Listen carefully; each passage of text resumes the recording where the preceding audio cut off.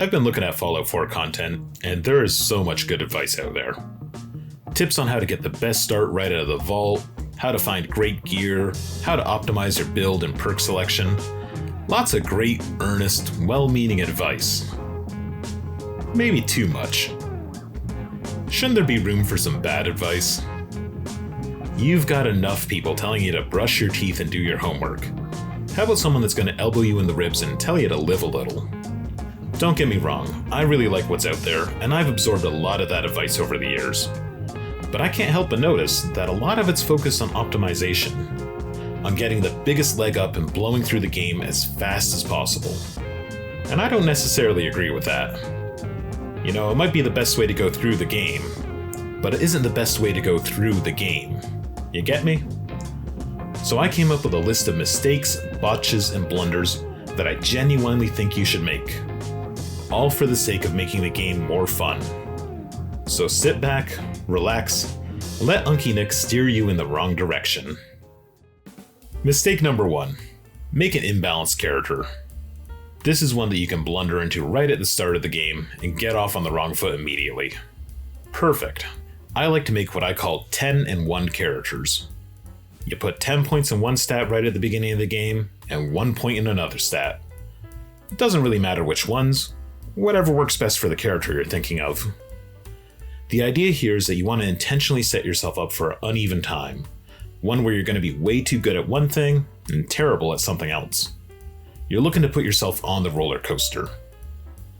You know, the simple fact is, you're not going to remember every moment you have in a game. I've been playing Fallout 4 off and on for 9 years now, and I don't remember every raider camp I've cleaned out. But you will remember every time you were forced to adapt to compensate for a weakness. When Nerd Rage came in clutch and saved your scrawny 1 endurance life. Or when your high agility character had to sneak through Corvega using stealth and landmines to clear them out, because a straight fight was just too risky. And even if the specific memories fade, you'll remember the vibes. In one of my playthroughs, I made this 10 luck 1 endurance character who specialized in bombs and knives. And I'll tell you, he felt a lot different from the 10 charisma 1 intelligence pistol himbo I played. And they both were nothing like my guy who had 10 strength and 1 charisma, who could fight his way through anything but small talk. Making your character a bit of an uneven mess is a great way to make them feel distinct and memorable. A fantastic mistake to make. Because as you know, all the wise and prudent advice out there says the complete opposite. That you should make a balanced character, or one that specializes with higher scores and a few skills to min-max, but to never ever take a stat above 9 at the start of the game. You know, the idea being that you can always find a bobblehead or use a special magazine in Sanctuary to bump it up to max. And if you set it to 10 right away, you'll waste a skill point. Who cares? It's 1 perk point and the game has no level cap. And you won't be seeing most of those bobbleheads until you explore deep into the Commonwealth, 10, 20, 30 hours from now. Why make yourself wait that long to have fun the way you want to have it? Speaking of, mistake number 2, use the good stuff. There is so much well-meaning advice out there that tells you to save your fusion cores at the start of the game, to stockpile your mini nukes and your rockets for when you really need them, telling you where you can find a bunch of Nuka-Cola Quantums, and then telling you to stick them in a workbench somewhere because they're just too valuable to use. I say, use that first set of power armor until the fusion core runs dry, and then leave it rusting in a ditch. You can always come back for it later when you have a fresh core, or just find another set. Use your mini nukes to blast out a raider camp. It's hilarious.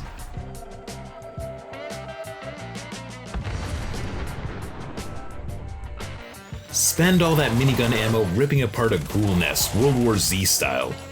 Slam quantums of Sheffield until your eyes start to glow. None of this is that serious. The thing is, there just aren't that many big boss fights and set pieces where you're definitely gonna need your best gear. And while there are some really powerful enemies out there that you might wish you had something special up your sleeve for, half of the time, they attack you out of the blue or when you're not really expecting it.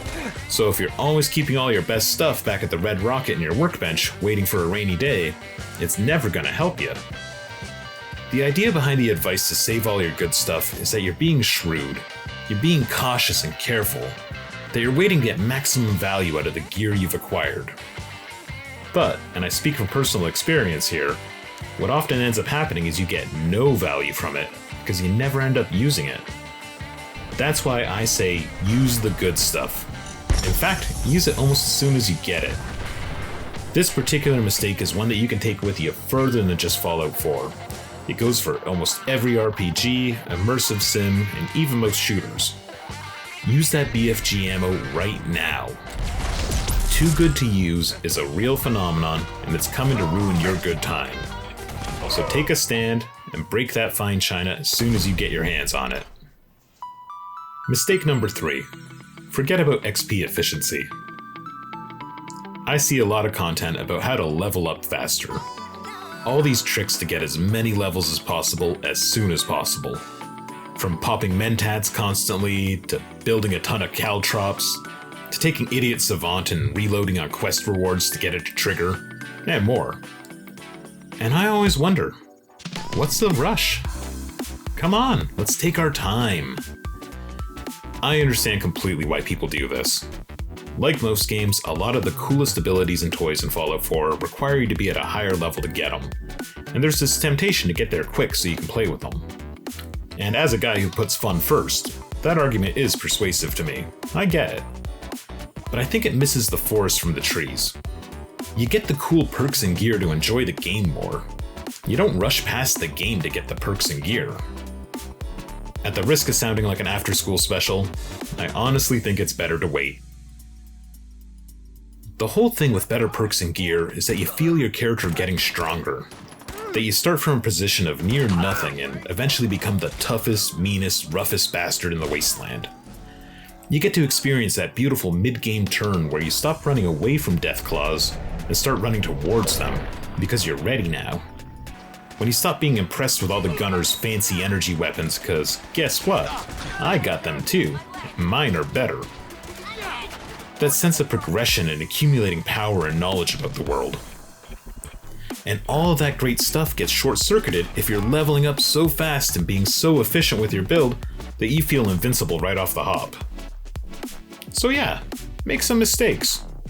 Take a low-intelligence character and don't compensate with Idiot Servant. Pacify people and leave them alive, netting you 0 XP in the process. Avoid combat when you don't want to fight. Drag your heals all you want, and it will just make the eventual peaks all the more sweeter when you get there.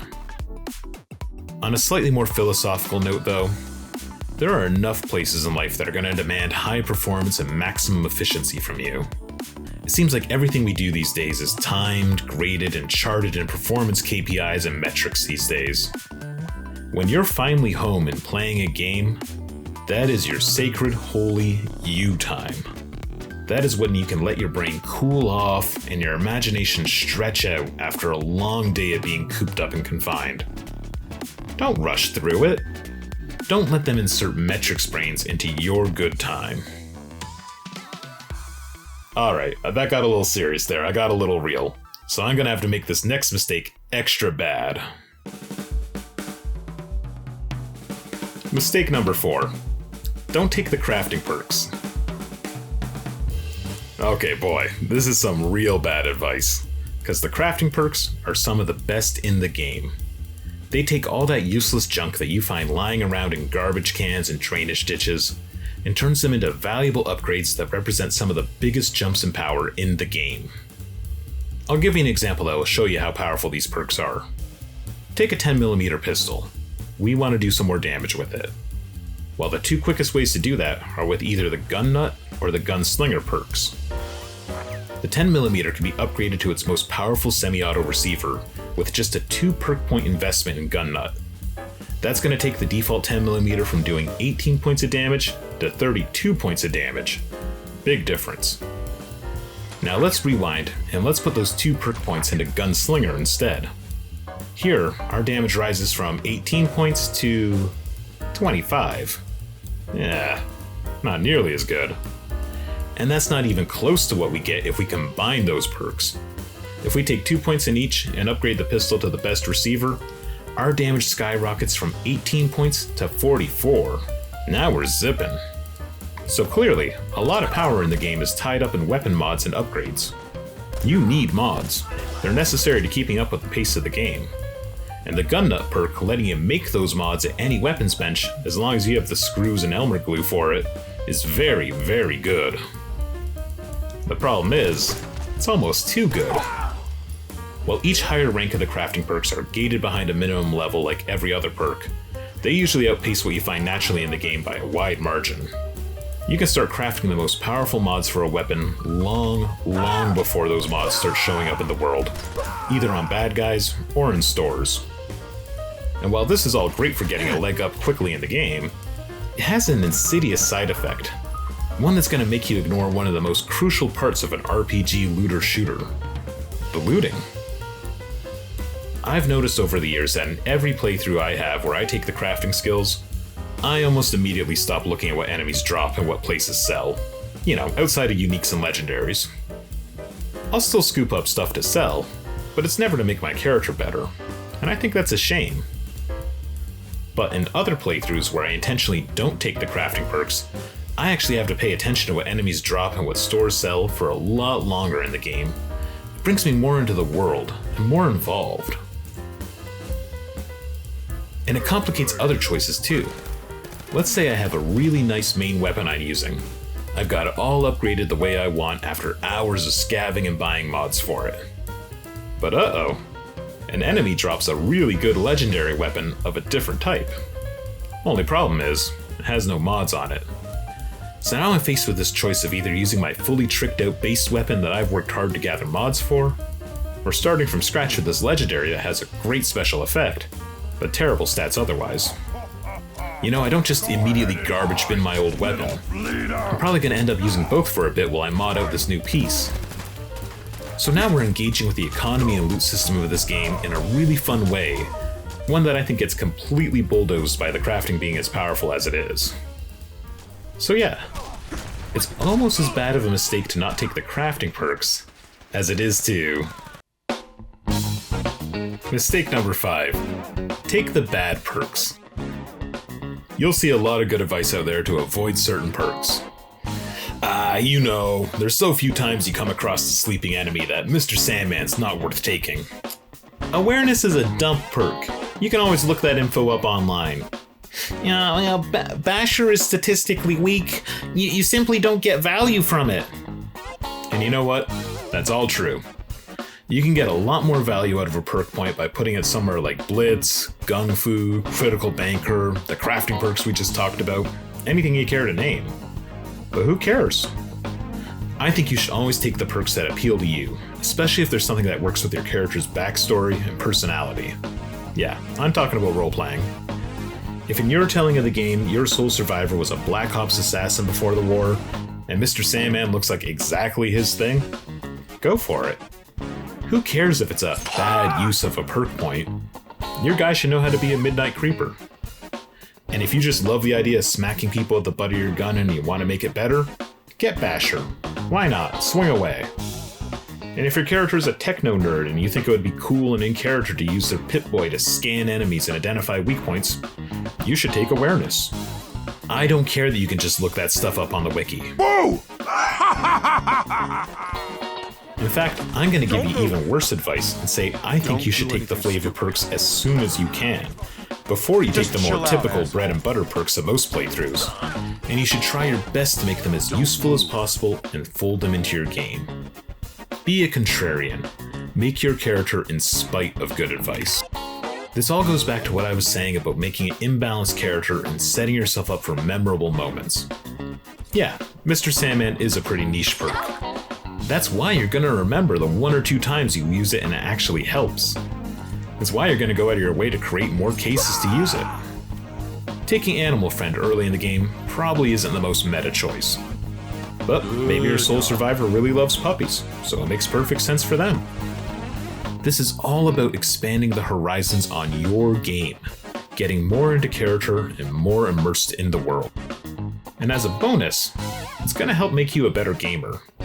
Not because we made the game a little bit harder on ourselves, no. but because taking the bad perks and specifically trying to get value out of them will force you to look at the game differently. You're going to develop that little radar in your brain for finding new ideas and strategies. Instead of following the well-worn paths of good advice and meta builds, you're going to be an explorer of the game. Which brings us to mistake number 6. Get lost, ya bozo. Alright, you had to know this one was coming.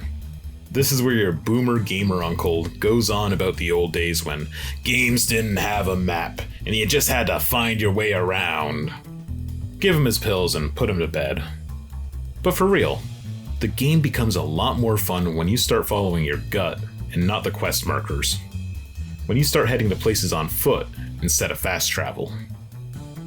Now, you don't have to do it all the time, but every once in a while, turn off your map markers. Look at where your next objective is roughly, southwest of here, whatever. Turn off your quest tracker and navigate by dead reckoning. See where your feet take you. You see, Fallout 4 can be a very smooth game. I'm talking water slide running with baby oil smooth. Between fast travel, compass navigation, and quest markers, you can glide right through the game. Sometimes on autopilot if you're not careful. When people talk about Fallout 4 as this grindy loop where they get a mission, go there, kill everything, come back, get another mission, repeat, repeat, repeat. I think what causes that repetition and fatigue is because it's so easy to just zip around with fast travel and get exactly where you're being told to go at all times. And that's a shame, because some of the best fun in Fallout comes from stubbing your toe on something strange and getting turned around on it. It's in all those little alleyways that you never noticed before despite having so many hours in the game. It's tucked away on the coast somewhere, covered with bird crap, on some little pier you didn't even know existed. It's in all the hundreds of random encounters and thousands of small bits of environmental storytelling scattered over every inch of the game. Encounters and bits you're never going to see if you're always fast traveling to the nearest waypoint and beelining a direct path to the next objective. Take a little wisdom from Howard Cooper and embrace the Wasteland's golden rule as a way of life. Getting sidetracked actually kind of rules. I'm placing a hand on your shoulder and I'm telling you with all love and honesty, take a freaking hike, buddy. Alright, I think that's all the bad advice I've got in me for today. Well, one more. You should make the mistake of liking this video and subscribing so you can be the first in line to hear my next bad idea. Thanks for watching.